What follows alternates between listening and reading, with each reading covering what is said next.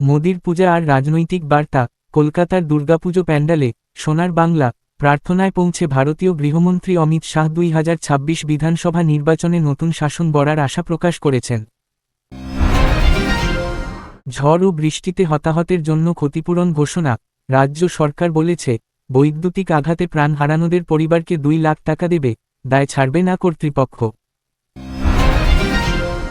বিজেপির রাজ্য দায়িত্বে ভূপেন্দ্র যাদব। বিজেপি ঘোষণা করেছে, তারা 2026 পশ্চিমবঙ্গ নির্বাচনের দায়িত্ব ভূপেন্দ্র যাদবকে দেবে।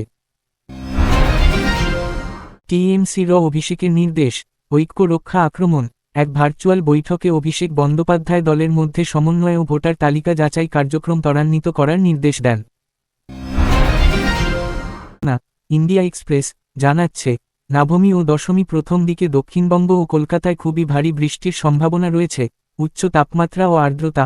আগস্ট ও সেপ্টেম্বর মাসে পশ্চিমবঙ্গের গড় সর্বাধিক তাপমাত্রা ছিল প্রায় 31.4 ডিগ্রি সেলসিয়াস এবং 30 সেপ্টেম্বর সকালে ন্যূনতম তাপমাত্রা ছিল প্রায় 22.2 ডিগ্রি সেলসিয়াস।